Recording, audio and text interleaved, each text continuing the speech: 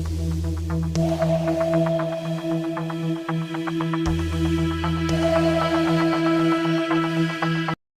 भाई और बहनों को नमस्कार। स्वागत है आपका हमारे चैनल द PYQ में।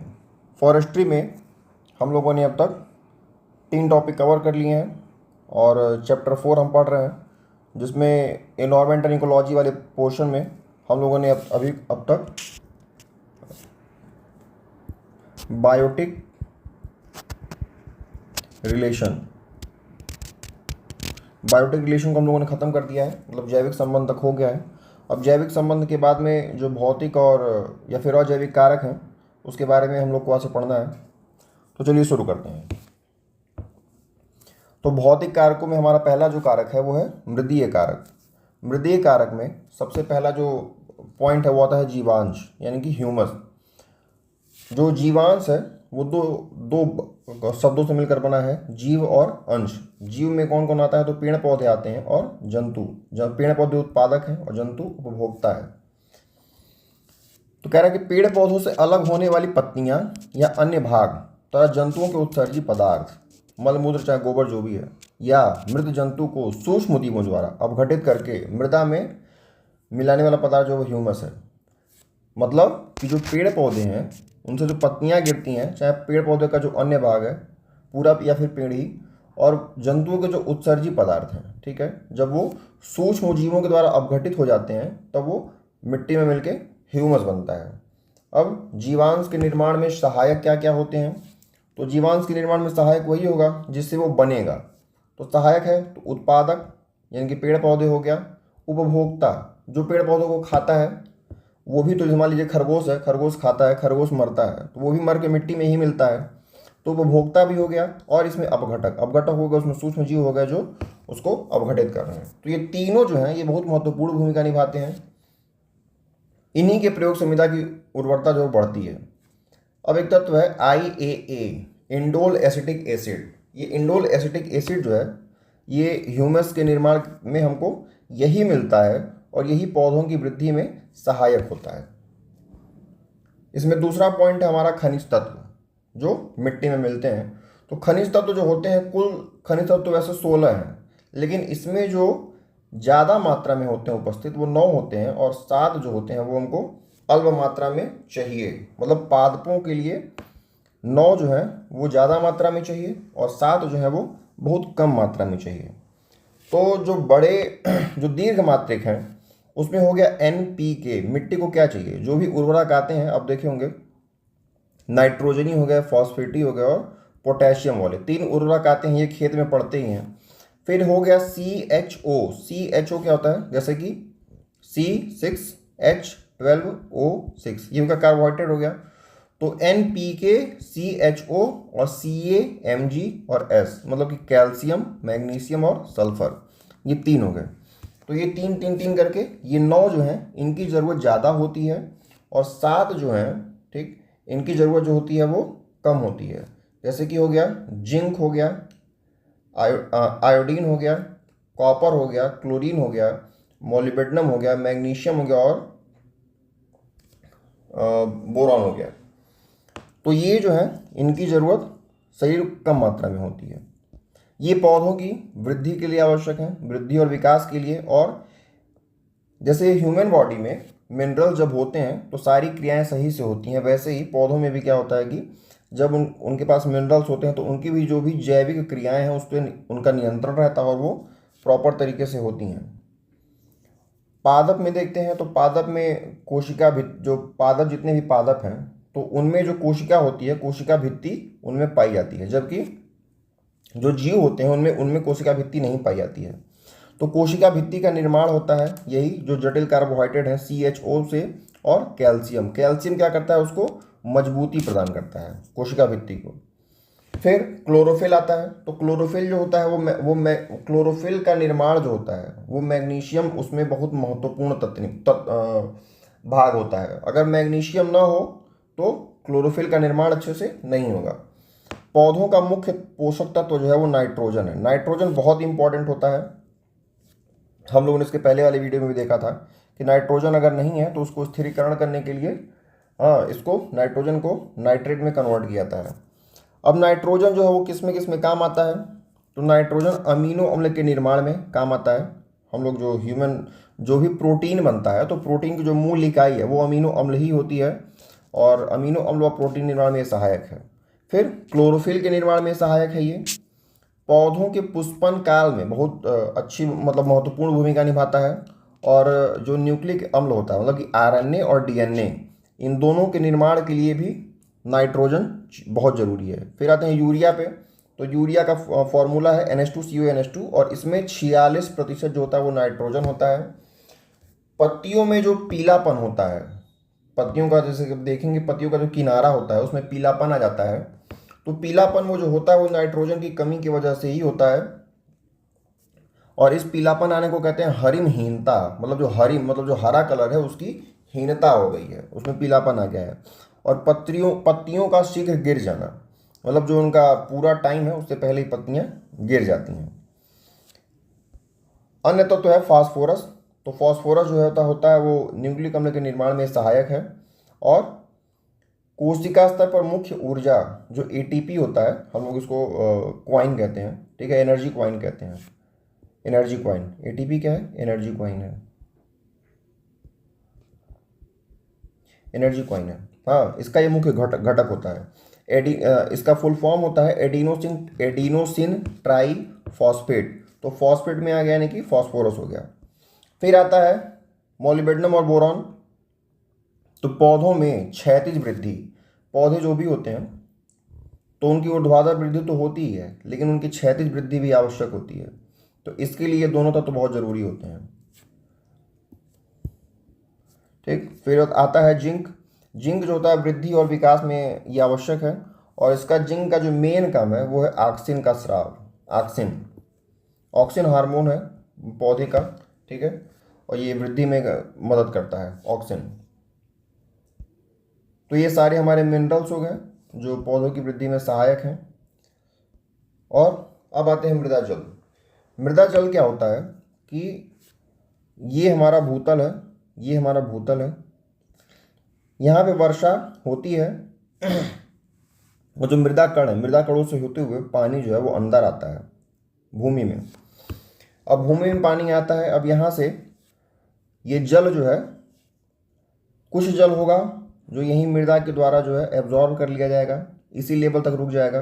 कुछ जल जो होगा यहाँ से भी आगे चला जाएगा, यहाँ से भी आगे चला जाएगा, और ये और नीचे जाके जहाँ पे कंकड़ पत्थर होते हैं भूमि में, वहाँ पे जाके ये रुक जाएगा। ठीक, तो जो जल पृथ्वी के तल के समीप रुक जाता है, ठीक है, ये पृथ्वी के थोड़ा अंदर होता है केवल, ठीक है, तो ये केशिका जल होता है। जो केशिका जल है वो जड़ों के द्वारा उनको प्राप्त कर लिया जाता है। लेकिन जो गुरुत्वीय जल है, गुरुत्वीय जल भूमि में ज़्यादा गहराई तक चला जाता है और ये जड़ों के द्वारा प्राप्त नहीं होता है। ये भूमि की गहराई में पहुंच चुका है, ये प्राप्त नहीं होता है। पौधों की जो जड़ें होती हैं मृदा में उपस्थित जो खनिज तत्व हैं उनको केशिकीय जल की सहायता से अवशोषित कर लेती हैं। ठीक, आप लोगों ने केशिका तो सुना होगा। जैसे अगर कहीं पानी गिरा हुआ है, अगर कहीं पानी गिरा हुआ है, पानी, और अगर आप ऊपर ऐसे एक तौलिया अगर ऐसे रख देते हैं तो आप देखते होंगे थोड़ी देर में जो जल होता है वो ऐसे ऊपर चढ़ने लगता है। ऊपर चढ़ते चढ़ते अगर आप उसको ऐसे कुछ समय तक छोड़ दें तो वो जो जल होता है वो लगभग यहाँ तक, चाहे इससे ऊपर भी जा सकता है। तो ये केशिकत्व का गुण होता है। ठीक, तो इसी गुण की सहायता से जो जड़ें होती हैं वो जल को अवशोषित कर लेती हैं। अगला है हाइड्रोस्कोपिक जल। हाइड्रोस्कोपिक जल क्या होता है? मिट्टी कणों के चारों ओर वाष्पीय रूप में उपस्थित होता है। ये जड़ों के द्वारा अवशोषित नहीं होता है। जो मिट्टी के कण हैं, मिट्टी का जो कण है, मिट्टी के कण के चारों ओर ये उपस्थित रहेगा, ये जल है। ये इनके द्वारा एब्जॉर्ब नहीं होगा क्योंकि ये वाष्प की अवस्था में मौजूद है, ये वाष्पीय रूप में है। ठीक, तो वाष्पीय रूप में है तो ये इनको प्राप्त नहीं होगा। केवल जो अधिपादप होते हैं, जो आर्किड, इसके पहले वाले चैप्टर में हम लोग पढ़े थे, जो आर्किड होता है वो हवा से ही अपना कार्बन डाइऑक्साइड ले लेता है। ठीक, और हवा से ही वो जल भी ले लेता है। तो हवा से जो जल लेता है तो हवा में जल जो होता है वो वाष्पीय रूप में ही उपस्थित होता है। तो आर्किड केवल उसको ले सकता है जो अधिपादप होते हैं। ठीक, और उसके अलावा और ये किसी भी जड़ों के द्वारा, चाहे किसी भी तना के द्वारा, चाहे कहीं से भी ये एब्जॉर्ब नहीं होता है। तो पौधों को कौन कौन सा जल प्राप्त हो रहा है? एक तो उनको केशिका जल मिल रहा है, केशिका जल मिल रहा है उनको, गुरुत्वीय जल उनको प्राप्त नहीं हो रहा है, और उनको आर्द्रता वाला जल भी प्राप्त नहीं हो रहा है। फिर है क्रिस्टलाइन वाटर। क्रिस्टलाइन वाटर क्या होता है? क्रिस्टलाइन वाटर वो होता है कि जो पानी के साथ केमिकली रूप से कम जुड़ा हुआ होता है। ठीक, जैसे कि वाटर है, वाटर में अगर कोई तत्व घुल जाता है तो केमिकली कंबाइन वाटर बन जाता है, लेकिन वो भी पौधों को प्राप्त नहीं होता है। ये भी प्राप्त नहीं होता है, तो केवल अभी तक हमको एक ही मिल रहा है जो केशिका जल है, केवल जड़ें इसी को अवशोषित कर पाती हैं। अब अगला है मृदा वायु। मृदा वायु बहुत इंपॉर्टेंट है, किसी भी पौधों को जीवित रहने के लिए मृदा वायु जरूरी है। जैसे कि हम घर पे गमला लगाते हैं, तो गमला लगाते हैं तो मिट्टी से ढकने के बाद उसको हर सप्ताह उसको गमला जो होता है उसको खोदना पड़ता है, क्योंकि जब उसको अच्छे से खोद देते हैं तो उसमें वायु प्रवेश कर जाती है। तो मिट्टी में वायु का मिला रहना बहुत ज़रूरी होता है, जिससे जो जड़ें होती हैं उसको एब्जॉर्ब करती हैं और वहाँ से अपना वो पोषण लेती हैं। तो कह रहा है कि मृदा में जो भी वायु उपस्थित होती है ये पौधे लेते हैं, और अगर ये ना रहें तो जो भी जीवाणु होते हैं, जो जो हम लोगों ने पिछले चैप्टर में पढ़ा था, जो जड़ों पे रहते हैं, जो सहजीविता का काम करते हैं, वो मर जाते हैं, चाहे पादप क्रिया उनकी कम हो जाती है। तो मृदा वायु का होना जरूरी है। अब इसमें एक फैक्टर है केचुआ और सांप। केचुआ और सांप जो होते हैं इसका बहुत ज़्यादा यूज होता है मिट्टी की उर्वरा शक्ति को बनाए रखने के लिए। सबसे पहले इनको किसानों का मित्र कहा जाता है, ये मित्र हैं किसानों के, और इनको मृदा का बैरोमीटर कहा जाता है, इनको भूमि की आंत कहा जाता है। मृदा को ये 100 रंध्र बनाते हैं, क्योंकि केचुआ जो होता है ये ऐसे होता है, केचुआ एक साइड से मिट्टी इधर जाती है और दूसरे साइड से मिट्टी निकल जाती है, तो ये उसको रंध्र बना देते हैं, मतलब उसमें हवा भी घुस जाती है। मृदा को ये भुरभुरा बनाते हैं। मृदा की नमी धारण की क्षमता बढ़ जाती है, खनिज तत्वों की स्थिरता संभव हो जाती है, और वर्मी कंपोस्ट यानी कि जैविक खाद भी ये बनाते हैं। जो मिट्टी निकलती है वो जैविक खाद की तरह काम करती है। अब हमारा मृदीय कारक यहाँ पे खत्म होता है। मृदीय कारक में हमने देखा कि कौन कौन से ऐसे फैक्टर हैं जो कि मृदा को प्रभावित करते हैं। अब आते हैं जलवायवीय कारक। जलवायवीय कारक में तापमान हो गया, वर्षा है, प्रकाश है, आर्द्रता, वायु दाब और वायु की गति और उसकी दिशा। तापमान, तापमान जो है पृथ्वी पर स्रोत जो है वो ऊर्जा का स्रोत है और भूतापीय ऊर्जा का स्रोत है। ठीक है, और मुख्य रूप से हमको जो सौर ऊर्जा मिलती है वो इलेक्ट्रोमैग्नेटिक वेव के रूप में मिलती है। सौर विकिरण जिसको कहते हैं, ये विकिरण विधि से प्राप्त होती है, और इलेक्ट्रोमैग्नेटिक वेव जो होती है वो सभी माध्यमों में ये चल सकती है। सौर विकिरण, सौर विकिरण पहले तो ये विजिबल लाइट में है। ठीक, वस्तु को देखने में सहायक है और प्रकाश संश्लेषण के लिए उत्तरदायी है। जो विजिबल लाइट होती है, सौर विकिरण, तो उसमें कई स्पेक्ट्रम होते हैं, इधर गामा, एक्स और यूवी से लेके फिर इंफ्रारेड ढेर सारे होते हैं, फिर इधर रेडियो वेव हो जाता है।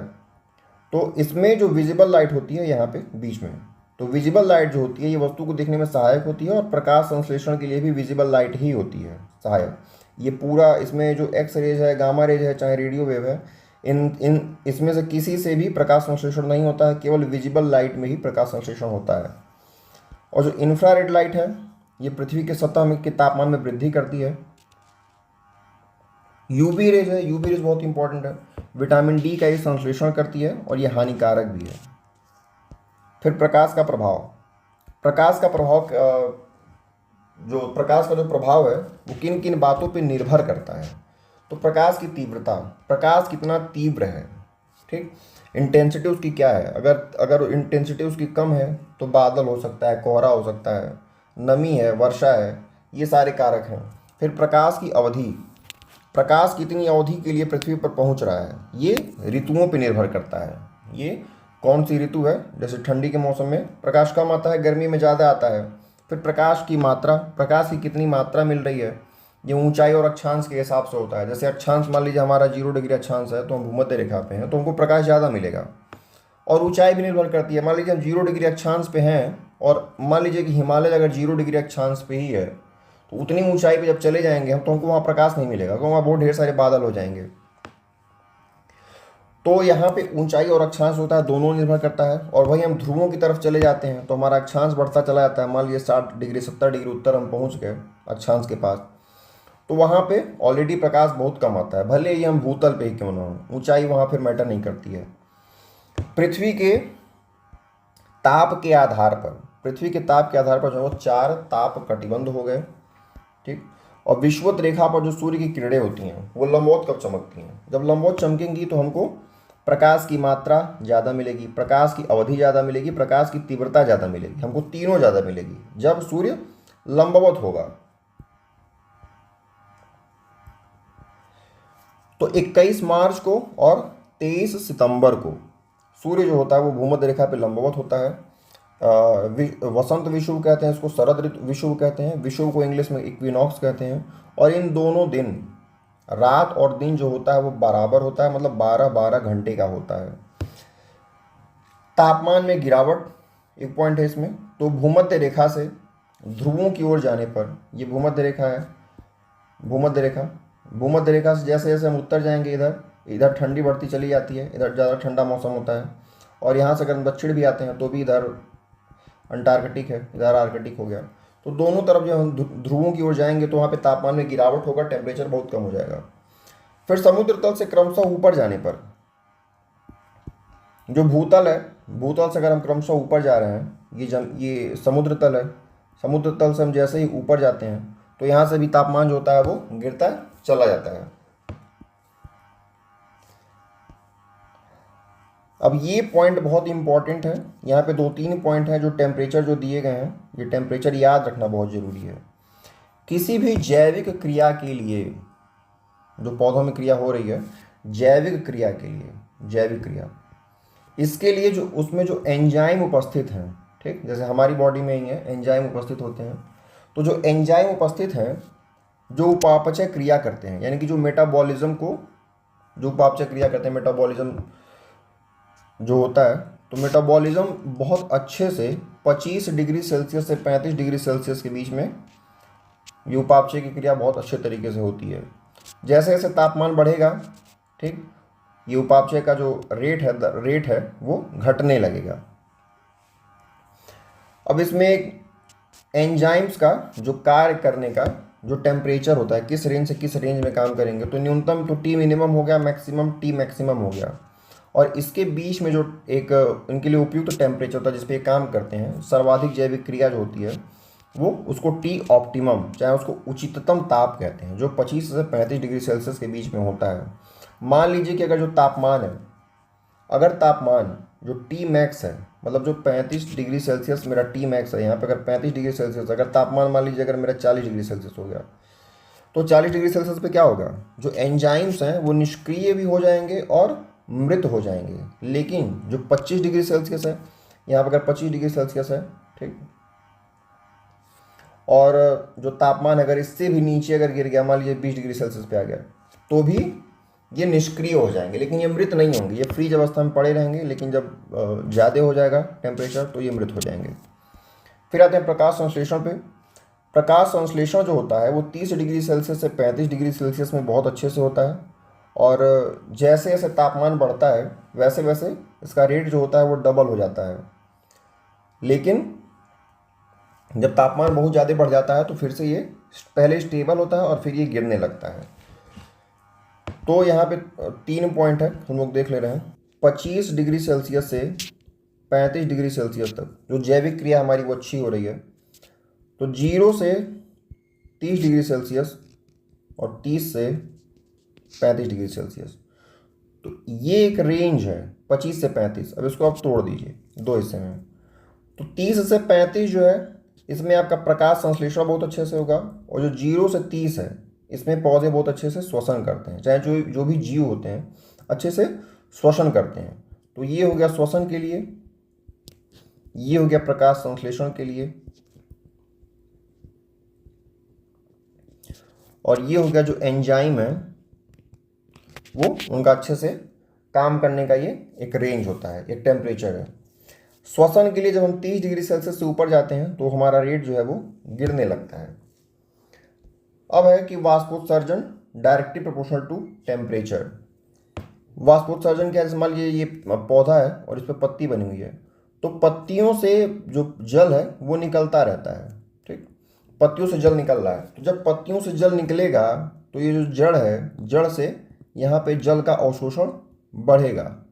ठीक, तो एक ओर से जल निकल रहा है, एक ओर से होगा, तो जब ताप बढ़ेगा तो ये जल जल्दी जल्दी निकलेगा और यहाँ पे अवशोषण भी जल्दी होगा। तो ताप बढ़ेगा तो अवशोषण भी जल्दी होगा और वाष्पोत्सर्जन भी बढ़ेगा। फिर वही कह रहा है कि जो खनिज लवण है और जल का अवशोषण है वो ताप के डायरेक्टली प्रोपोर्शनल होता है, मतलब समानुपाती है। यानी कि अगर ताप बढ़ रहा है तो वाष्पोत्सर्जन भी बढ़ रहा है, और वाष्पोत्सर्जन बढ़ रहा है तो यहाँ से खनिज लवण और जल का अवशोषण भी बढ़ रहा है। तो दोनों एक दूसरे से लिंक है ये। अब जो पौधे होते हैं वो ताप के हिसाब से कुछ कैटेगरी में बांटे गए हैं। जैसे कि कुछ पौधे होते हैं महातापी पौधे होते हैं, मेगाथर्म, जो कि बहुत गर्मी में भी अपने आप को वो बचा ले जाते हैं और उसमें वो ढल चुके हैं, तो उनको महातापी पौधे कहते हैं। ये उष्णकटिबंधीय क्षेत्रों में मिलते हैं। फिर दूसरे हैं मध्यतापी पौधे जो मीसोथर्म होते हैं, ये उपोष्ण कटिबंध में पाए जाते हैं और यहाँ पे हल्की गर्मी हल्की ठंडी होती है। और कुछ पौधे होते हैं जो न्यून तापी होते हैं, जो बहुत कम तापमान में सरवाइव कर जाते हैं। ठीक, इनको माइक्रोथर्म कहते हैं। और अगर या तो हम ध्रुवों की तरफ जाएं, वहाँ पे हमको वहाँ उतना ठंड मिलेगा जो ठंडे में पौधे रह पाएँ, या फिर अगर हम भूमध्य रेखा के आसपास चाहें, जैसे हिमालय ही है, तो हिमालय में हिमालय मान लीजिए कि अगर 35-40 डिग्री उत्तरी अक्षांश के आसपास है अगर, तो वहाँ पे ही अब हम ऊंचाई, वहाँ पे एक फैक्टर काम करती है, हमने उसके पहले देखे थे कि अगर ऊंचाई जो फैक्टर, अगर ऊंचाई अगर बढ़ती चली जाती है भूमि से लगातार, तो वहाँ पे भी तापमान गिरता चला जाता है। तो जब 36 डिग्री से 3600 मीटर से हम लोग जब ऊपर जाते हैं, हाँ, तो वहाँ पे तापमान गिरना चालू हो जाता है। तो वहाँ पे जो पौधे पाए जाते हैं वो शंकुधारी वृक्ष जो पाए जाते हैं, शंकुधारी वृक्ष, तो ये वहाँ पे सस्टेन कर जाते हैं। फिर एक हो गया महान्यूनतापी। महान्यूनतापी हो गया कि जो बहुत ही ज़्यादा कम तापमान में, जैसे जो टुंड्रा टाइगा में पाए जाते हैं, वहाँ पे ये रहते हैं, पाए जाते हैं, तो ये पर्वतीय और ध्रुवीय पौधे हो गए।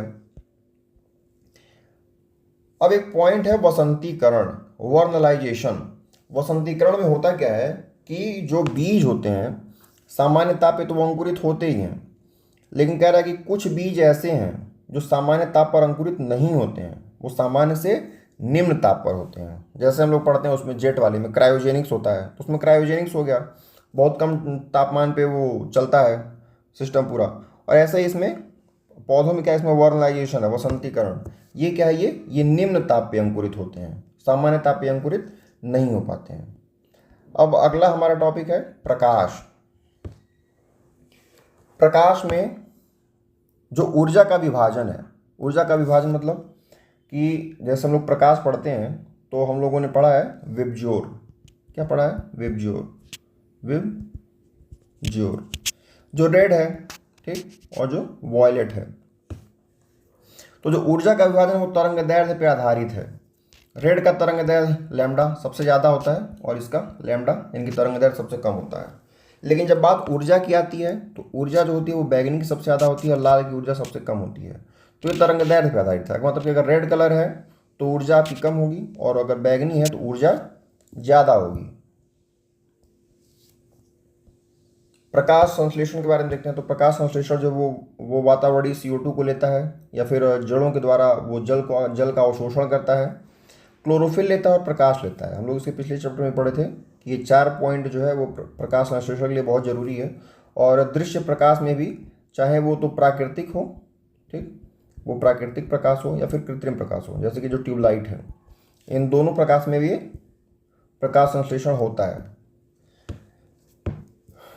प्रकाश संश्लेषण में जो सौर ऊर्जा है उसको रासायनिक ऊर्जा में बदला जाता है।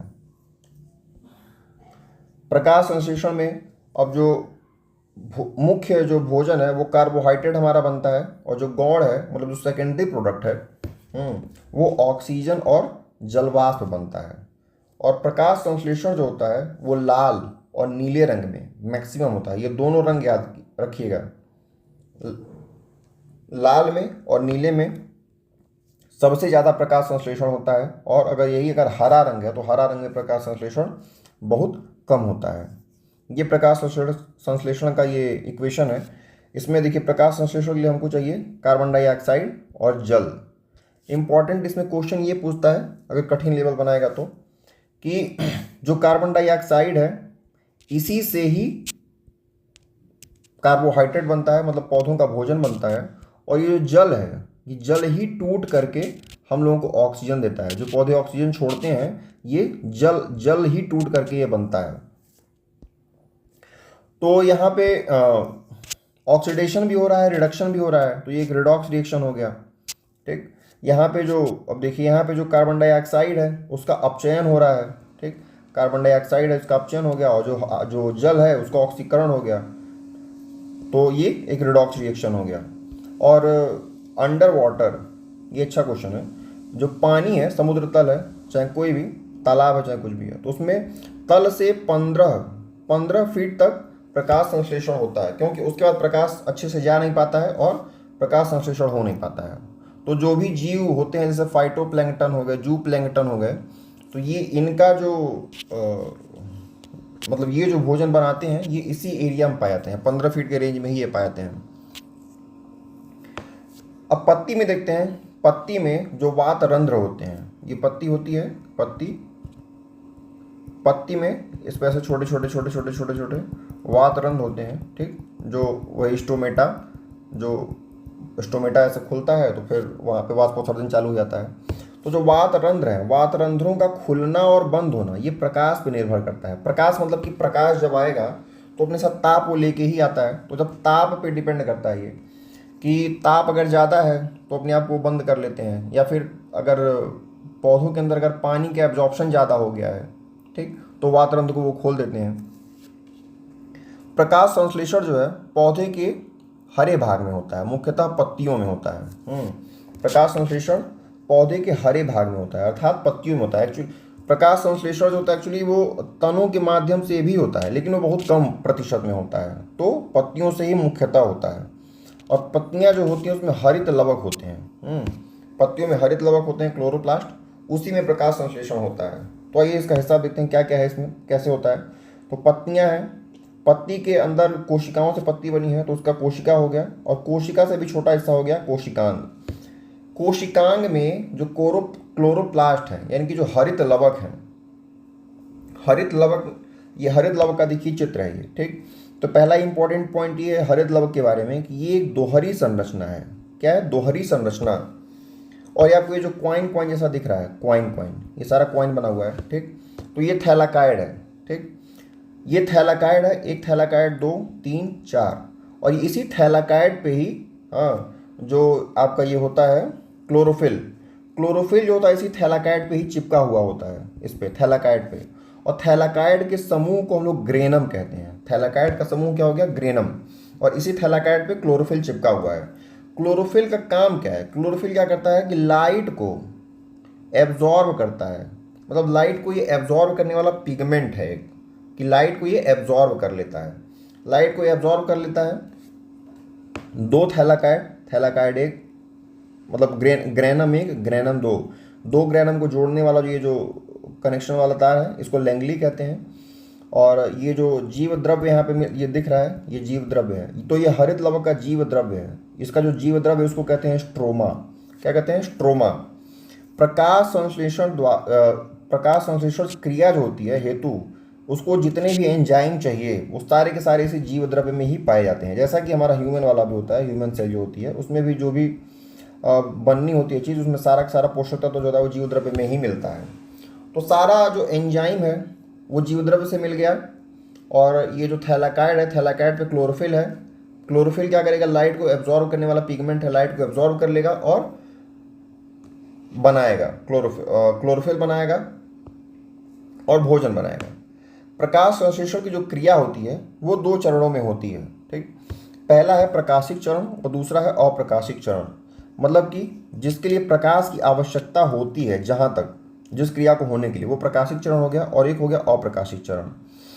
तो यहाँ पे देखिए कि जो थैलाकाइड है, थैलाकाइड पे क्लोरोफिल चिपका हुआ है ऐसे ऐसे। तो जो चिपका हुआ है क्लोरोफिल, तो यहाँ तक तो प्रकाश आ ही रहा है, क्योंकि क्लोरोफिल ही जो है वो लाइट एब्जॉर्बिंग पिगमेंट है। तो इसका मतलब ये हुआ, और थैलाकाइड के समूह को हम लोग ग्रेनम कहते हैं।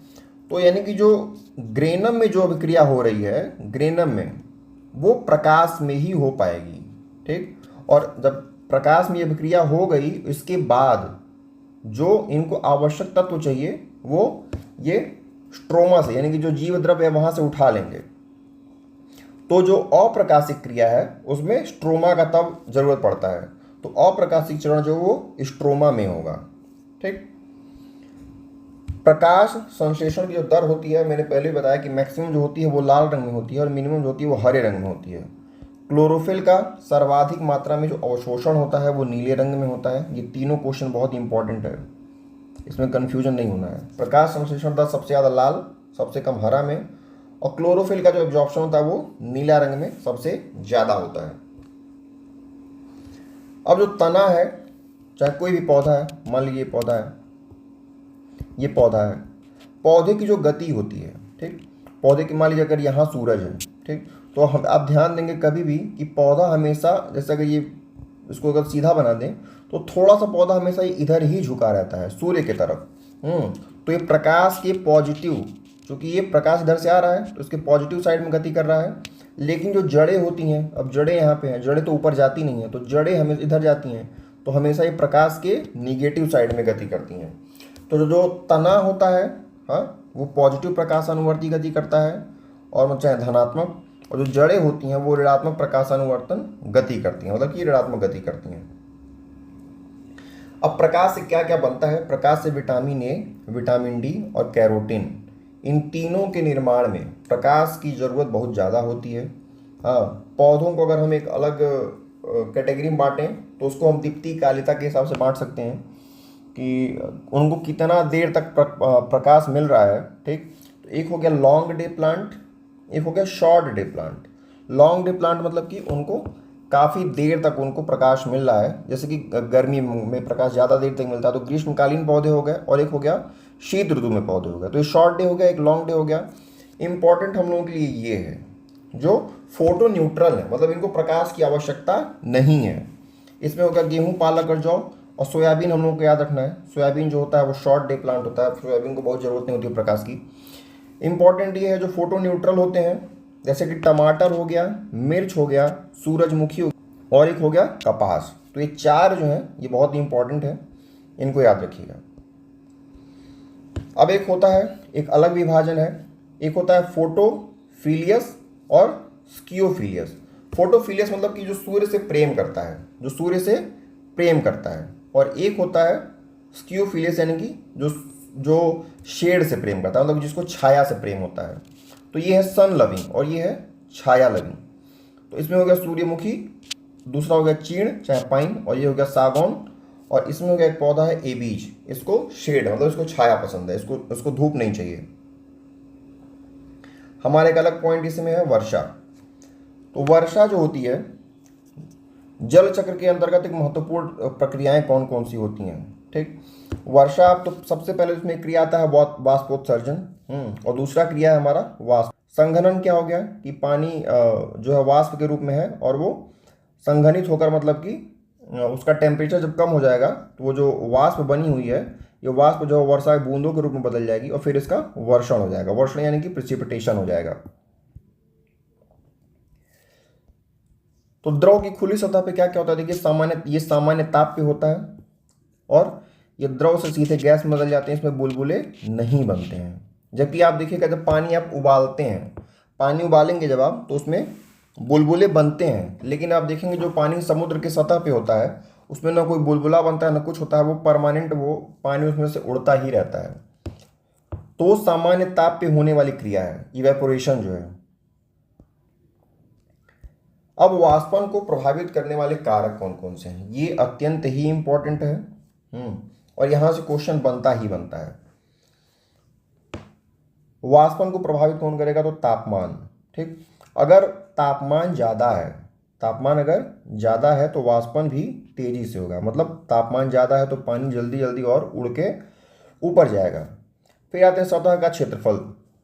अगर एक बॉटल ले लें और इसमें पानी रख दें और एक थाली ले लें, इसमें थोड़ा सा पानी रख दें, तो इसमें पानी जल्दी उड़ेगा क्योंकि इसका सतह ज़्यादा है, इसको ज़्यादा एरिया मिल रहा है, तो सतह का क्षेत्रफल भी एक इंपॉर्टेंट फैक्टर है। फिर आता है वायु की गति।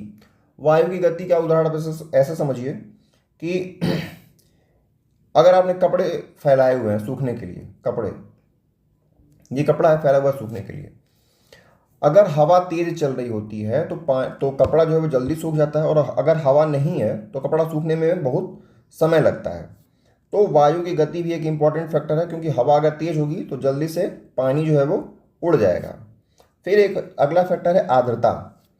आर्द्रता क्या है कि मान लीजिए यही अगर कपड़ा है, ठीक, और ये जो आपके अगल बगल जो वायुमंडल है, इसमें अगर पर्याप्त मात्रा में पानी मौजूद है, अगर पर्याप्त मात्रा में पानी मौजूद है, इसका मतलब है कि ये जो हवा है इसकी आर्द्रता को ग्रहण करने की, चाहे फिर अवशोषित करने की क्षमता जो है वो कम हो गई है। अब वो और कितना एब्जॉर्ब करेगा, एब्जॉर्ब नहीं कर पाएगा, क्योंकि आर्द्रता ज़्यादा है। तो आर्द्रता अगर ज़्यादा है, अगर ये आर्द्रता अगर ज़्यादा है तो वाष्पन का रेट जो है वो गिर जाएगा।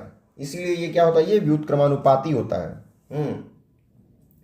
और दाब, दाब जो है वो वाष्पन का व्युत्क्रमानुपाती होता है। जैसे कि हम पहाड़ों पे आते हैं तो पहाड़ों में दाब कम होता है, तो वहाँ पे कोई चीज़ जल्दी नहीं सूखेगी, वहाँ पे समय लगता है।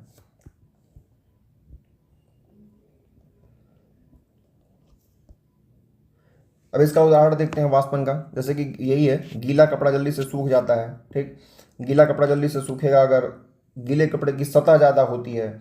वायु अगर चल रही है तो वायु भी उसको सुखाने में सहायता करती है, ठीक, तापमान है तो ये भी मदद करेगा। फिर आते हैं चाय का ठंडा हो जाना। चाय जल्दी ठंडी हो जाती है क्योंकि उसका सतह फैला हुआ होता है कप का, जल्दी ठंडी हो जाती है। फिर पसीने का सूखना, पसीना जो बहुत इंपॉर्टेंट फैक्टर है, तो पसीने का सूखना, पसीना भी अगर आर्द्रता अगर कम है वायु में, ठीक, और अगर जैसे कि हम लोग फ़ैन चलाते हैं, मान लीजिए अगर फ़ैन चला रहे हैं तो फ़ैन से क्या होता है, फ़ैन अगर चल गया तो वायु उसको मिल गया, ठीक, वायु उसको मिल गया तो वो जल्दी जल्दी क्या करता है, वो पसीना जो सुखा के उड़ा देता है, ठीक, हवा में पहुंच गया पसीना, तो इसीलिए हम लोग को ठंडा फील होता है।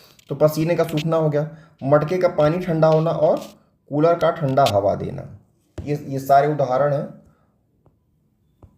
अब आते हैं हम लोग संघनन, मतलब ये जो जल चक्र है, ये जैसे ये समुद्र है, समुद्र से वाष्पन हो रहा है, पानी उड़ के जा रहा है, और ये जो पौधा है, पौधा से वाष्पोत्सर्जन हो रहा है, गया यहाँ पे जलवाष्प बना, जलवाष्प बन के ऐसे जलवाष्प से यहाँ पे जा रही है, या तो वो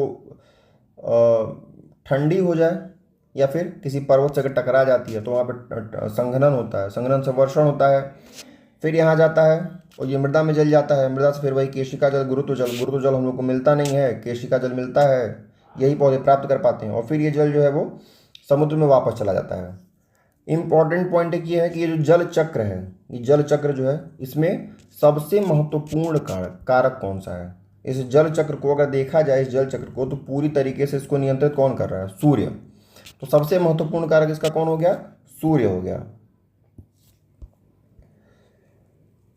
तापमान व वर्षा संयुक्त रूप से वनस्पतियों की संरचना पर प्रभाव डालते हैं। ये पूछा हुआ क्वेश्चन है इसके पहले का, ये एक इंपॉर्टेंट क्वेश्चन है। आपको कई फैक्टर दे सकता है कि तापमान दे सकता है, वर्षा दे सकता है, वायु दे सकता है, और कई फैक्टर दे सकता है। तो उसमें जो तापमान है और वर्षा है, वनस्पति की संरचना पे, वनस्पति की संरचना मतलब कि चौड़ी पत्ती का है, चाहे पतली पत्ती का है, मोटी छाल का है, पतली छाल का पेड़ है, ये सारा जो होता है ये तापमान और वर्षा पे निर्भर करता है। वायु में उपस्थित जो जलवाष्प की मात्रा होती है उसको हम लोग आर्द्रता कहते हैं। पहले भी बताया कि वायु में जो भी जलवाष्प उपस्थित है उसको आर्द्रता चाहे नमी कहते हैं। जो वर्षा की जो मात्रा है, वर्षा की मात्रा, वर्षा मतलब कितने मात्रा में होगी, तो वायुमंडल में जो जलवाष्प उपस्थित है उस पर यह निर्भर करता है। ठीक है, वर्षा की जो मात्रा वो किस पे निर्भर करेगी? जो वायुमंडल में उपस्थित जलवाष्प है। जल की मात्रा के आधार पर, जल की मात्रा के आधार पर वनस्पतियों का विभाजन है। हम लोग अलग अलग आधार पर अलग अलग विभाजन देख चुके हैं वनस्पतियों का। तो जल की मात्रा के आधार पर एक हो गया जलोद्भिद, जो जल में ही डूबी रहती हैं। एक हो गया समोद्भिद, जो जरूरत भर का जितना जल चाहिए उनको उसमें रहती हैं। एक हो गया मरुद्भिद, मरुद्भिद मतलब कि मरु में है, डेजर्ट में है, उनको पानी नहीं मिल रहा है। तो जलोद्भिद को इंग्लिश में कहते हैं हाइड्रोफाइट, समोद्भिद हो गया मेसोफाइट, और मरुद्भिद हो गया जेरोफाइट। यहाँ पे कम मात्रा में है, ये सामान्य मात्रा में, और यहाँ पे अधिक मात्रा में है। जैसे कि जलोद्भिद जैसे हो गया हमारा मैंग्रोव होता है, मैंग्रोव हो गया, और मरुद्भिद में हमारा हो गया कैक्टस, कैक्टस जैसे कि वही नागफनी, नागफनी हो गया। और जो समोद्भिद होता है, मतलब कि जो सामान्य पौधे जो मिलते हैं, जैसे कि आम हो गया, नीम हो गया, जो भी इनको सामान्य मात्रा में जल मिलता रहता है। अब आते हैं आर्द्रता पे, अगला पॉइंट आर्द्रता है। भूमध्य रेखा से जब ध्रुवों की ओर जाएंगे तो आर्द्रता में कमी होगा। ये पृथ्वी है, ये हमारा भूमध्य रेखा है, तो यहाँ पे सूर्य का जो तापमान होता है यहाँ पे ये बहुत ज़्यादा मिलता है, ठीक। तो तापमान जितना ज़्यादा रहेगा पानी उतना ज़्यादा भाप बन के उड़ेगा, पानी जितना ज़्यादा भाप बन के उड़ेगा वायु में उतनी आर्द्रता होगी। लेकिन हम जैसे जैसे ऊपर जाएंगे, जैसे यहाँ से नीचे जाएंगे ध्रुवों की तरफ, तो यहाँ पे सूर्य का ताप जो उतना आता नहीं है, तो यहाँ पे पानी उतना भाप बन के उड़ेगा नहीं, तो आर्द्रता वहाँ पे कम होगी। इसको हम लोग सापेक्षिक आर्द्रता के रूप में व्यक्त करते हैं, सापेक्षिक आर्द्रता के रूप में व्यक्त करते हैं। इसका कोई मात्रक नहीं होता है, चूंकि ये सापेक्षिक है, मतलब रिलेटिव। जब कोई भी चीज़ रिलेटिव होती है तो उसका मात्रक नहीं होता है, तो इसका मात्रक कोई नहीं होता है। इसको परसेंटेज में व्यक्त करते हैं। जैसे हम लोग कहते हैं कि आज कभी भी आप जब वेदर वाला किसी वेबसाइट पर जाएंगे तो आप देखेंगे कि क्या 60% ह्यूमिडिटी है, चाहे 50% ह्यूमिडिटी है, तो उसको हम लोग परसेंटेज में ही व्यक्त करते हैं। और ये परसेंटेज का मतलब क्या हो गया? परसेंटेज का मतलब ये हो गया कि इतने एरिया में जितनी भी भाप है, ठीक, ये 60% क्षेत्रफल जो है वो भाप कवर कर लिया है। ये जो 40% है, ये 40% ही केवल उसका और भाप ग्रहण करने का क्षमता बचा हुआ है।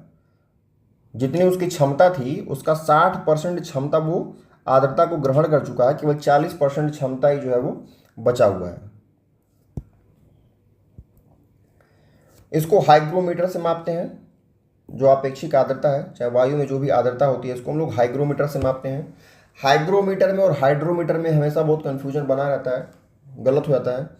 तो ये हाइग्रोमीटर से आर्द्रता को मापते हैं, और हाइड्रोमीटर, हाइड्रो माने क्या होगा? हाइड्रो माने हो गया जल, तो यहाँ पे जल की सापेक्षिक घनत्व को मापते हैं। और यहाँ पे नमी को मापते हैं, आर्द्रता। फिर आ गया बैरोमीटर। बैरोमीटर से क्या होता है? बैरोमीटर से हम लोग वायुमंडलीय दाब को मानते हैं। ये जो 3 पॉइंट है, इससे क्वेश्चन बन जाता है डायरेक्ट। ये साइंस वाले बच्चे अच्छे जानते हैं कि पहले तो इसका कॉन्सेप्ट जानिए कि कभी भी जब ताप बढ़ेगा कहीं पे भी, जैसे मान लीजिए ये पूरा एरिया है, इस एरिया में अचानक ताप बढ़ गया। जब ताप बढ़ जाएगा यहाँ पे, तो यहाँ पे जो भी वायु होगी वो तुरंत ऊपर उठ जाएगी। यानी कि ये जो वायु, यहाँ पे जितनी भी वायु थी वो तुरंत ऊपर उड़ गई, क्योंकि यहाँ का ताप बढ़ गया है। जब ताप बढ़ गया, वायु ऊपर उड़ गई, तो ये स्पेस जो है, ये स्पेस अब हो गया खाली। ये स्पेस जब हो गया खाली, तो अगल बगल से जितनी भी हवा होगी ये इस स्पेस को आके इस स्पेस को कवर करेगी। जैसे हम लोग देखे होंगे कि जब गाड़ी चलती है, तो गाड़ी जब बहुत तेज जाती है, तो आप हमेशा देखेंगे कि गाड़ी अगर थोड़ी सी भी रुकती है कहीं पे भी, तो तुरंत इसको अचानक खूब ढेर सारी धूल आके इसको कवर कर लेती है, ठीक। तो होता क्या है, जब गाड़ी चल रही है तो अपने पीछे का जो स्पेस है इसको खाली कर देती है, और स्पेस खाली है तो हवा तुरंत इसके पीछे आके इसको कवर करती है। यही कॉन्सेप्ट यहाँ पे यूज होता है।